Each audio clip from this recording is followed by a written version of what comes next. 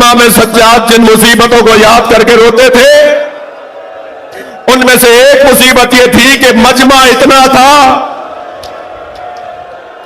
ازدحام اتنا تھا کہ اجنبی میری پھوپھیوں کے قریب، بیویوں کے قریب آ جاتے تھے۔ امام نے فرمایا اس سے کہو انہیں کچھ پیسے دو، انہیں کہو کچھ آگے چلے جائیں تاکہ یہ تماشا دیکھنے والے میری ماں بہنوں سے دور ہو جائے۔ وہ کہتا ہے میں نے جا کے بات کی تو کوئی تیار ہوا، کوئی تیار نہیں ہوا۔ اسی اثنا میں نے دیکھا ایک شخص نے حسین کی پیشانی پہ پتھر مارا۔ اجرکم اللہ۔ ابن ربی کہتا ہے اب مجھ سے رہا نہیں گیا، میں نے تلوار نکالی، اس شخص کی طرف بڑھنا چاہا جس نے پتھر مارا تھا، تو امام سجاد کی آواز آئی ابن ربی رکو رکو۔ میں رکا، میں نے مڑ کے دیکھا، فرمایا تمہیں ایک پتھر برداشت نہیں ہوا؟ ہم کربلا سے پتھر کھاتے آ رہے، ہمیں دربار میں جانے دو۔ پوچھنے والے نے پوچھا فما معرفت اللہ، مولا فرزند رسول اللہ کی معرفت کا کیا مطلب ہے؟ فرمایا معرفت اہل کل زمان بامامہم، ہر شخص اپنے زمانے کے امام کی معرفت حاصل کرے گویا اس نے اللہ کی معرفت حاصل کرے۔ صلوات پڑھنے والا محمد وآلہ۔ الذی تجب علیہم طاعتہ، وہ امام جس کی اطاعت اللہ نے واجب قرار دی ہے، وہ امام جس کی اطاعت اللہ نے واجب قرار دی ہے۔ عزیزان گرامی، آیت کے اس پہلے حصے پہ آج میں آپ کے ساتھ تھوڑی دیر اور رکنا چاہوں گا۔ وَجَعَلْنَهُمْ أَئِمَّةً يَهْدُونَ بِأَمْرِنَا، اللہ نے انہیں امام بنایا ہے، اللہ نے امام بنایا ہے۔ لوگ کیوں نہیں بنا سکتے؟ ان بچوں جوانوں کے لیے ایک جملہ پہلے کہہ دوں، یہ جو میرے کم سن ساتھی بیٹھے ہیں، ہمارے ہاں امامت اور خلافت دو چیزیں نہیں ہیں۔ ہاں یہ کہیں اور کا رنگ ہے جو ہمارے ہاں کبھی کبھی آتا ہے کہ خلافت اور ہے امامت اور ہے۔ خلافت کو آزاد کر دیا گیا اور امامت کا نہیں، امامت اہل بیت کے پاس ہے۔ نہیں بھائی جی، وہ جو غدیر میں دیا گیا تھا اور سقیفے میں چھینا گیا، وہی تو سقیفے میں چھینا جو غدیر میں دیا تھا۔ وہ کیا چیز تھی؟ وہ اس امام برحق کو خلافت دی گئی تھی، اس امامت کے منصب پر فائز ہستی کو خلافت دی گئی تھی، وہ چھین لی۔ جس کا گلہ، جس کا شکوہ، جس کا مرثیہ مولا علی پڑھتے رہے، جناب زہرا پڑھتی نہیں، ائمہ اہل بیت اس کا مرثیہ پڑھتے رہے، اس پہ روتے رہے، اس پہ دکھ کرتے رہے۔ اور امام رضا نے تو یہاں تک فرما دیا کہ اگر انہوں نے غدیر کو بھلایا نہ ہوتا تو کربلا بپا نہ ہوتی۔ یہ غدیر کی وجہ سے کربلا بپا ہو گئی۔ کچھ لوگ تو کس غرض سے ہوں گے مجھے ان سے غرض نہیں ہے۔ صلوات پڑھے گا محمد وآلہ۔ مگر کچھ لوگ غفلت کا شکار تھے۔ کچھ لوگ کس غرض سے کر رہے تھے؟ یہ کیا انہوں نے کیوں کیا؟ چھوڑیے، لوگوں کو برداشت نہیں ہے اس موضوع پہ زیادہ بات کرنا، لوگوں کو ہضم نہیں ہوتا، برداشت نہیں ہے۔ لیکن کچھ لوگ تو غفلت کا شکار تھے، کچھ لوگوں نے تو بے توجہی کی، لا تعلقی کی۔ جی اگر ہم ساتھ دیتے تو یہ ہو جاتا۔ حتیٰ جب کسی سے پوچھا گیا کہ غدیر میں آپ کہاں تھے تو کہا میں ممبر کے قریب تھا، نبی کے پالانوں کے بنے ہوئے ممبر کے قریب تھا۔ تو حضرت نے پوچھا کہ تمہیں یاد ہے کہ میرے بارے میں کیا فرمایا نبی نے؟ کہنے لگے کہ میرا حافظہ کام نہیں کر رہا، میرا حافظہ کام نہیں کر رہا۔ ان کے لیے لکھا ہے کہ وہ جب دنیا سے گئے تو بہت بری حالت میں گئے۔ جی ایسے ہی حضرت نے ایک سے کہا کہ تم کہاں تھے غدیر میں؟ کہا میں تھا۔ کس طرف کھڑے تھے؟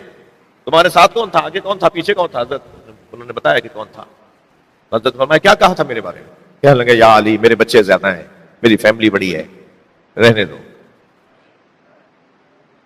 زمانہ بدل گیا؟ میں آپ سے پوچھ رہا ہوں، زمانہ بدل گیا؟ زمانہ کہاں بدلا؟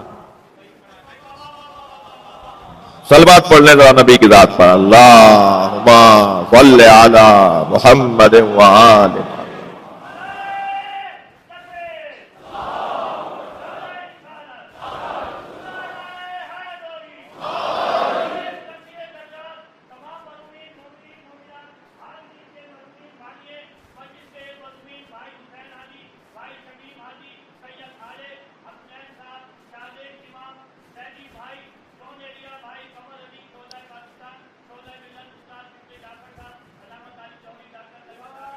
सलवात पढ़ो।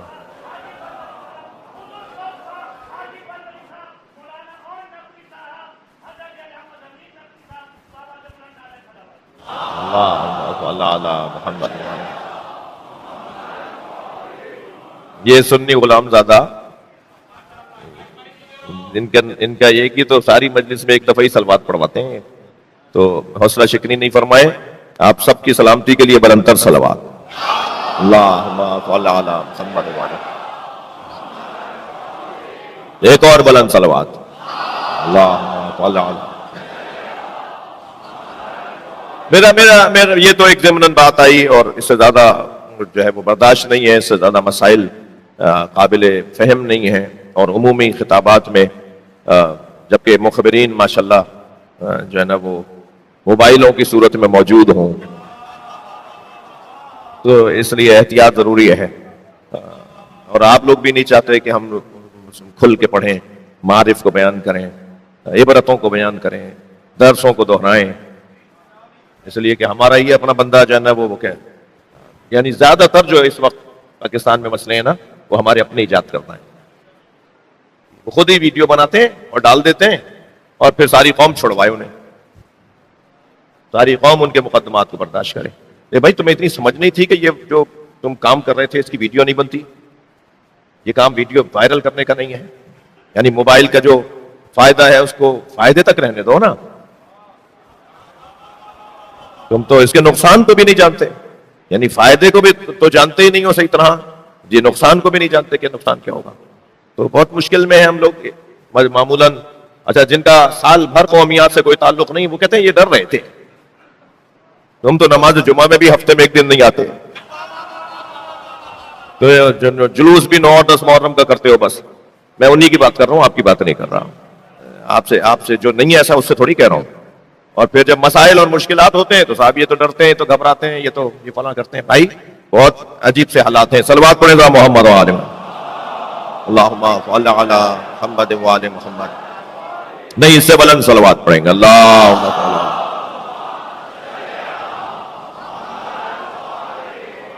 سوال یہ ہے آج کی مجلس میں کہ ہم خلیفہ کیوں نہیں بنا سکتے؟ پھر دوبارہ جملہ دوہرا رہا ہوں، ہمارے ہاں امامت اور خلافت دو چیزیں نہیں ہیں. جو خلیفہ رسول ہے وہی امام ہے. میں لفظوں کو اور روشن تک کہہ دیتا ہوں، جو اللہ اور اللہ کے رسول کا خلیفہ ہے وہی امت کا امام ہے. وہاں سے دیکھیں گے تو خلیفہ، یہاں سے دیکھیں گے تو امام. وہ ہمارے خلیفہ نہیں ہے، اللہ کے امام نہیں ہے. وہ اللہ کے خلیفہ ہیں، وہ رسول اللہ کے خلیفہ ہیں، اور امت کے امام ہیں. تو جیسے اللہ اور اللہ کے رسول نے خلیفہ بنایا ہے، امت کو اسے امام ماننا ہے. لہذا اس زاویے سے دیکھیں گے تو خلیفۃ الرسول، خلیفۃ اللہ. اس عینک سے دیکھیں گے تو امام امت، امام کائنات، امام خلق الہی، تو وہی امام کہلائے گا. تو اب جسے امام ہم کہہ رہے ہیں وہی خلیفہ ہے.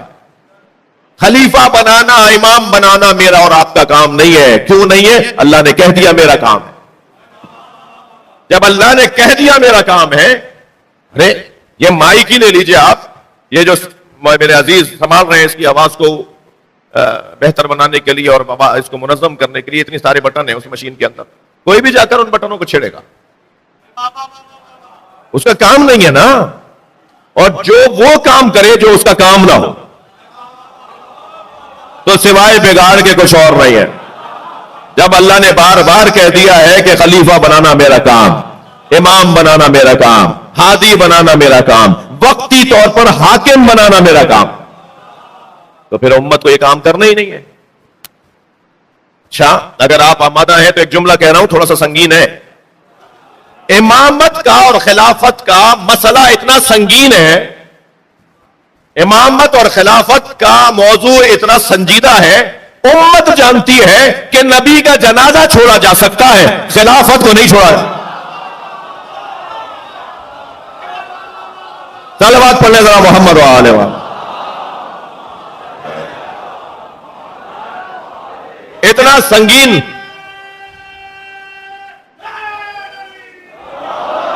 اتنا سنگین موضوع ہے جسے امت اتنا احترام دیتی ہو، امت اتنی اہمیت دیتی ہو، تو کیا اللہ اس مسئلے کے اوپر اپنا کوئی انتظام نہیں کرے گا؟ اللہ نے اسے سنبھالنے کے لیے، سجانے کے لیے، منظم رکھنے کے لیے اہتمام یہ کیا ہے کہ یہ کام میں کروں گا، امام میں بناؤں گا۔ اچھا کیوں بھائی امت کیوں نہیں بنا سکتی؟ ان بچوں جوانوں کے لیے سوال اٹھا رہا ہوں اور اس کا جواب، کیوں امت امام نہیں بنا سکتی؟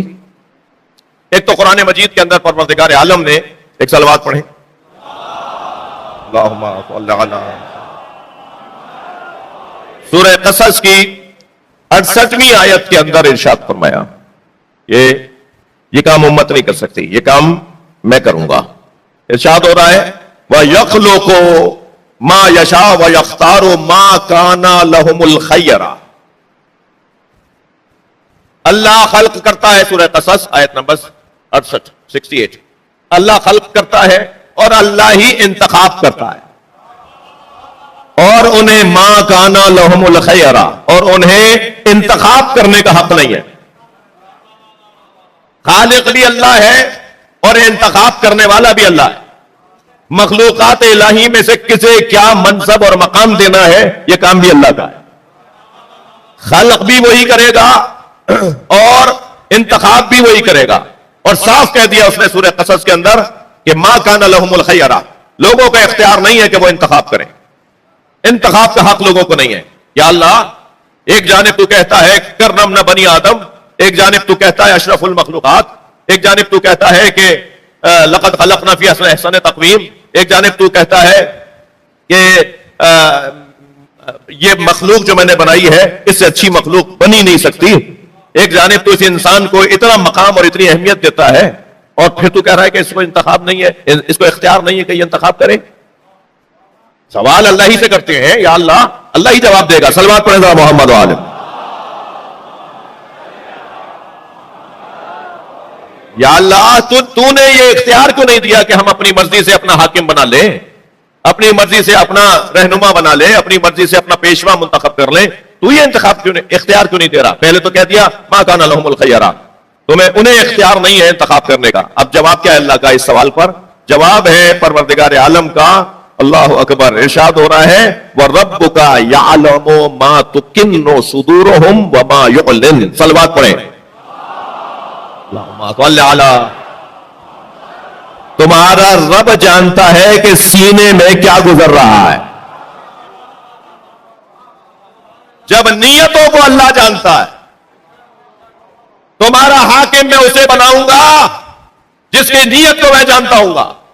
اگر تم دوسروں کی نیتوں کو جانتے ہو تو تمہیں اختیار دے دیتا ہوں۔ میں جانتا ہوں آپ کی نیت کو، آپ جانتے ہیں میری نیت کو، ہم ایک دوسرے کی نیتوں کو جانتے ہیں، ہم تو سینوں میں گزرنے والی کیفیات کو نہیں جانتے۔ اور یہاں تو معاملات بھائی انسانیت کے ہیں، یہاں معاملات خیر کے ہیں، بھلے کے ہیں، فلاح کے ہیں، صلاح کے ہیں۔ کیسے اس کے ہاتھ میں امور دے دیے جائیں جس کے بارے میں ہم جانتے ہی نہیں ہیں؟ اس کو کیسے امور اس کے حوالے، کسی کے ہاتھ میں امور کیسے دے دیے جائیں جس کو ہم جانتے ہی نہ ہو اس کی نیت کیسی ہے؟ تو اللہ نے کہا خبردار، جب تم نیتوں کو نہیں جانتے تو تمہیں انتخاب کا حق بھی نہیں ہے۔ اب جانے گا وہ، انتخاب وہ کرے گا جو جانے گا، جو نیتوں کو جانتا ہوگا وہی انتخاب کرے گا۔ اور نیتوں کو کون جانتا ہے؟ علیم بذات الصدور، سینوں میں کیا گزر رہا ہے جو جانتا ہے وہی حق انتخاب رکھتا ہے۔ تو طے ہو گیا کہ اللہ منتخب کرے گا۔ عزیزان گرامی، جب اللہ نے منتخب کرنے کی ذمہ داری اپنے ہاتھ میں لی ہے تو کیونکہ یہ سفیر خدا ہے، کیونکہ یہ اللہ کے کمالات کا جلوہ گر ہے، کیونکہ اس کی صفات کا مظہر ہے، لہذا ان کے اندر بھی پروردگار عالم نے خود سے کچھ ایسی کیفیات رکھی ہیں کہ یہ سامنے والے کو دیکھ کر بتا دیتے ہیں کہ یہ سوچ کیا رہا ہے، اس کے دل میں کیا ہے اس وقت۔ لہذا آ کر ایک شخص کہتا ہے مولا آپ اپنے شیعوں کو پہچانتے ہیں؟ حضرت فرمایا میں ان کے نام بھی جانتا ہوں، میں ان کی بلدیت بھی جانتا ہوں، ہم جانتے ہیں کہ ہمارے شیعہ، یہ ہمارا شیعہ ہے بھی یا نہیں ہے۔ جی شقیق بلخی روایت کرتے ہیں، صحابی ہیں، کہ میں حج کے سفر پہ تھا کہ میں نے ایک اونی چادر اوڑھے ہوئے جوان کو دیکھا جس کی پیشانی پہ سجدے کا نشان تھا، چہرے پہ نور اور جلالت تھی، لباس اس کا سادہ تھا، چپلیں اس نے ایسی معمولی پہنی ہوئی تھی اور وہ اپنی ایک گٹھڑی ہاتھ میں لیے ایک پتھر کے اوپر بیٹھا تھا. لوگ اپنا سامان اتار رہے تھے مسافر خانے کے اندر مقام قادسیہ کے اوپر, اور سب اپنا اپنا جانور بٹھا کے اور سامان اتار کے مسافر خانے میں جاتے, اور وہ اکیلا وہاں بیٹھا تھا. وہ کہتا ہے, شقیق بلخی کہتے ہیں کہ میں نے یہ سوچا کہ شاید یہ کوئی صوفی ہے, یہ کسی سے مانگے گا, کسی کو تنگ کرے گا, پیسے مانگے گا, ان کے ساتھ بیٹھ کے کھانا کھائے گا, ان کے کھانے میں کھانا کھائے گا کہ مجھے بھی ساتھ کھلا لو. یہ ذہن میں لے کر کہنے لگے کہ میں قریب جانے لگا کہ اس کو جا کے کہوں کہ کسی کو تنگ مت کرنا جی. تو جیسے ہی کہتے ہیں میں قریب بڑھا تو مجھے دیکھ کر ایک سر اٹھایا اور مجھے دیکھ کر کہا, یا شقیق اجتنبوا کثیرا من الظن ان بعض الظن اسم. اے شقیق بدگمانیوں سے بچو. بھائی صلوات پڑھیں, میں روایت سناؤں. اللہ سورہ حجرات کی 15ویں آیت پڑھی, یا شقیق بدگمانیوں سے بچو, بعض بدگمانیاں گناہ ہیں, یعنی بعض باتیں سوچنا بھی گناہ ہے. عمل گناہ ہوتا ہے نا, قرآن کہہ رہا ہے سوچ بھی گناہ ہے. بعض سوچ ایسی ہیں جو گناہ ہے. اپنے والدین کے لیے بعض چیزیں سوچنا, ائمہ کے لیے بعض چیزیں سوچنا, ان بعض الظن اسم. قرآن ہے یہ کہتا ہے کہ تم میرے ہاتھ پیر کانپنے لگے کہ یہ تو میرا نام بھی جانتے اور میں کیا سوچ رہا تھا وہ بھی جانتے ہیں. تو میں نے چاہا کہ آگے بڑھ کے ہاتھ چوم لوں, تو ایک مرتبہ ایک آندھی, ایک ہوا, ایک مٹی اڑی.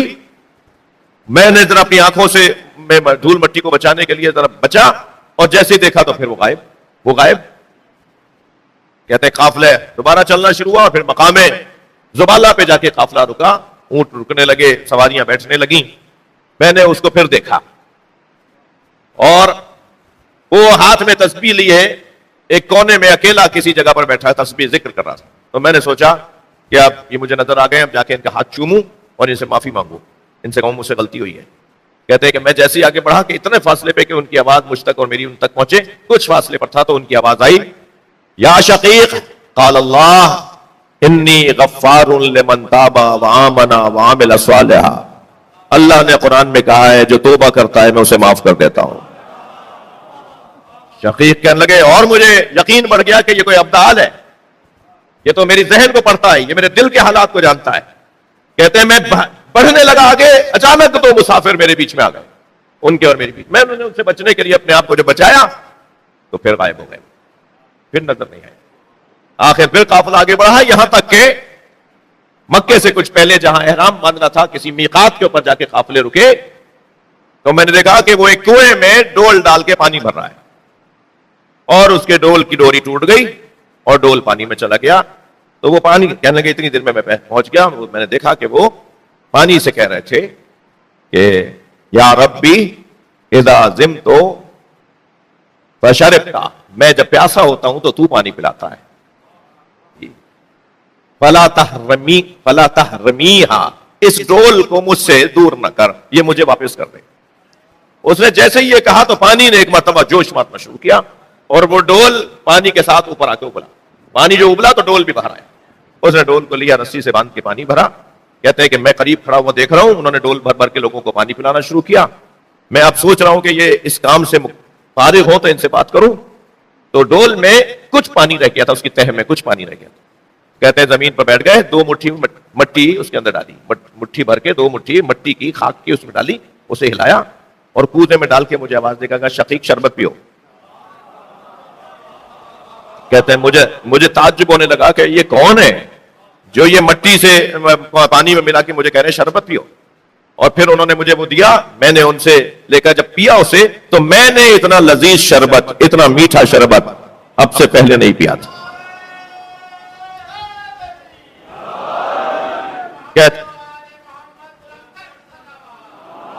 اللہم صلی علی. کہتے ہیں کہ میں نے چاہا کہ ان سے لپٹ جاؤں اور ان سے معافی مانگوں اور ان سے پوچھوں کہ آپ کون ہیں. تو میں ایسا چاہ رہا تھا کہ برابر میں ایک شخص آ کے بیٹھ گیا اور کہنے لگا تم انہیں نہیں پہچانتے, یہ موسیٰ کاظم ہے. اللہ پھر جنہیں اپنا سفیر بناتا ہے ان کو یہ علم عطا کرتا ہے کہ اس وقت لوگوں کے ذہن میں کیا ہے, لوگ کیا سوچ رہے ہیں. بہت ساری باتیں عزیزان گرامی، مسلسل مجلسوں میں، بار بار مجلسوں میں آنے سے مجھے سمجھ میں آئیں گی. چلیے، جنہیں سب پتا تھا کہ کیا ہونے جا رہا ہے، روک رہے تھے نا امام حسین کو، اور امام فرما رہے تھے کہ ان اللہ یرا قتیلا، اللہ مجھ حسین کو شہید دیکھنا چاہتا ہے.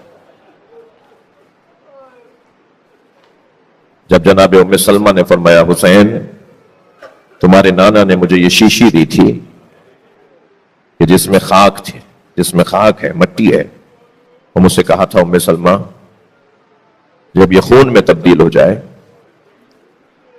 تو سمجھ لینا میرا حسین مارا گیا. تو امام حسین نے فرمایا نانی میرا یہ سفر میرا وہی سفر ہے جس میں مار دیا جاؤں گا. تو بی بی نے 2 قدم آگے بڑھ کے فرمایا پھر زینب کو چھوڑ جاؤ.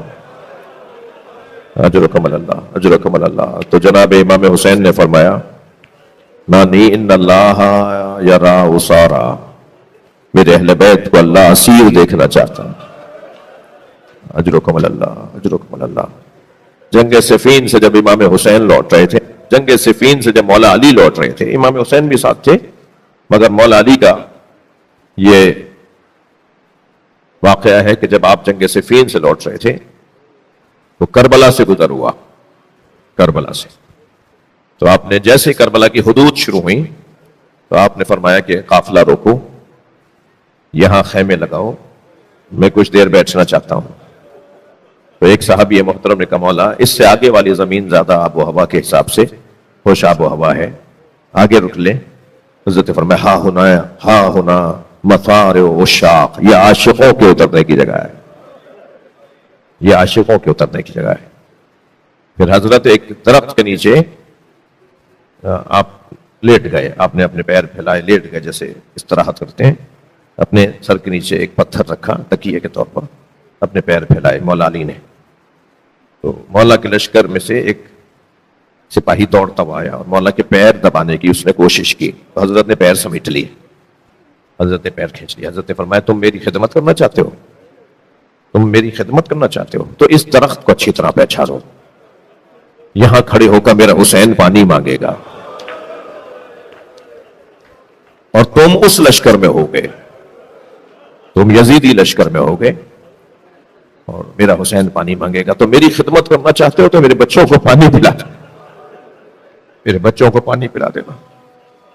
جب عصر عاشور حضرت علی اصغر کے لیے امام حسین نے پانی مانگا، اجرکم اللہ، اجرکم اللہ.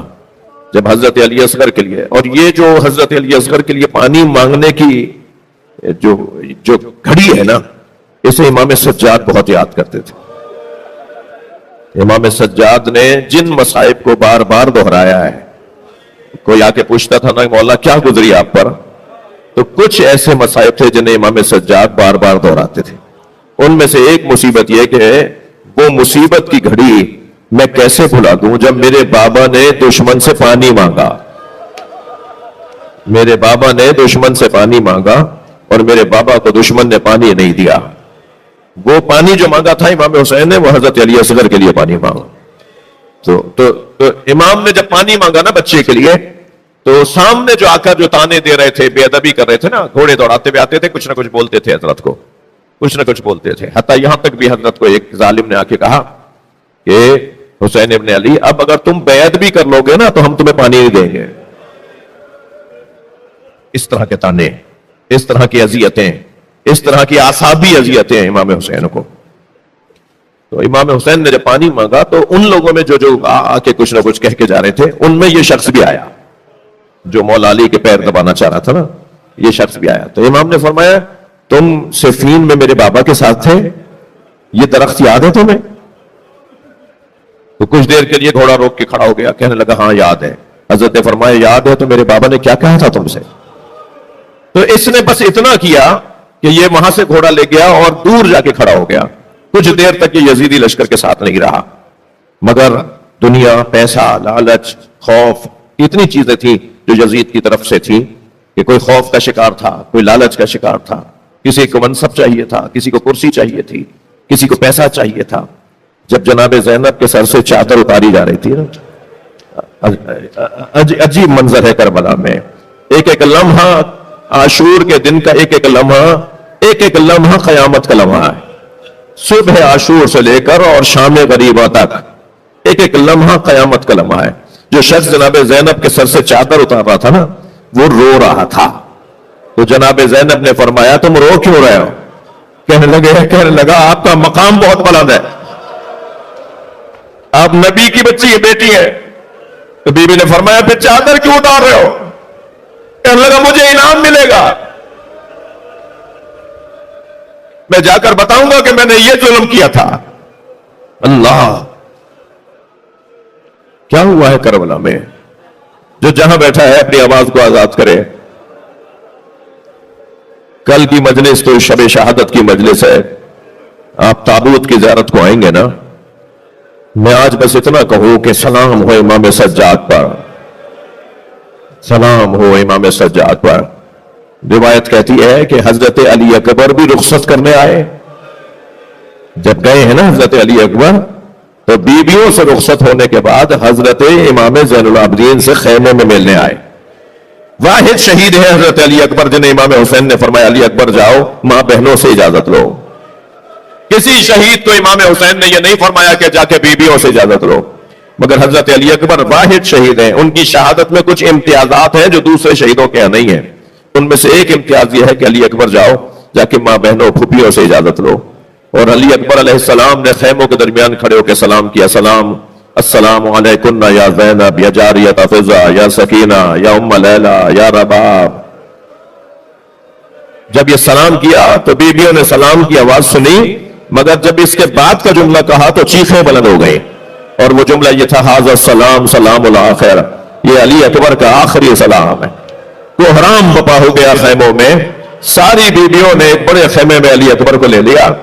کوئی بازو تھامے کھڑی ہے، کوئی پیشانی کا بوسہ دے رہی ہے، کوئی شانے پہ سر رکھے کھڑی ہے، اور ایک بیوی ہے جو دامن پکڑے کھڑی ہے. علامہ ذیشان ادر جوادی کہتے ہیں جو دامن پکڑے کھڑی ہے نا بیوی، وہ کوئی چھوٹی بیوی ہوگی، وہ سکینہ بیوی. بار بار آوازیں دے کر کہتی ہیں بھیا ارحم غربتنا، بھیا بابا کی غربت پہ رحم کرو، بھیا بابا تنہا ہو جائیں گے، بابا اکیلے ہو جائیں گے. ایسے جناب علی اکبر نے، روایت کہتی ہے ایسے خیمے سے نکل رہے تھے جیسے کسی بھرے گھر سے جوان کی میت اٹھ رہی ہے. اور جب بیویوں سے اجرکم اللہ اجرکم اللہ، اپنی آوازیں آزاد کریں، جن کے مذہب میں رونا جائز ہے تکلف نہ کریں. جب بیویوں سے رخصت لے لی نا حضرت علی اکبر نے، تو پھر جناب زینب نے آواز دے کر کہا بھائی زین العابدین سے ملو گے؟ تو پھر امام سجاد کے خیمے میں گئے. امام غشی کے عالم میں ہیں، اجرکم اللہ. امام سجاد غشی کے عالم میں ہے. عجیب منظر ہے مقتل کا. حضرت علی اکبر خیمے میں آئے، بھائی کو غور سے دیکھا اور اس کے بعد پائنتی میں بیٹھ گئے، اور امام سجاد کے دونوں پیروں کو ہاتھ میں لیا، آنکھوں سے لگایا، رخساروں سے لگایا، پیروں کا بوسہ دیا. اس کیفیت میں امام سجاد نے آنکھیں کھولی تو دیکھا اجرکم اللہ اجرکم اللہ، اللہ آپ کو کسی غم میں نہ رلائے. ہاتھ نہیں جوڑو میرے بھائی، میں دوبارہ جملہ کہہ دیتا ہوں. امام سجاد کے جب پیروں کا بوسہ لیا تو امام سجاد نے آنکھیں کھول دی. دیکھا زین العابدین پیر پکڑے بیٹھے.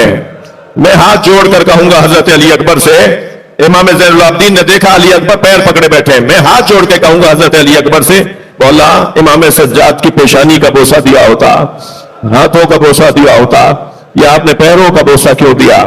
عجب نہیں آواز آئے ان پیروں میں کانٹے چبھیں گے، میرا بھائی کوفہ شام کی راہوں سے گزرے گا.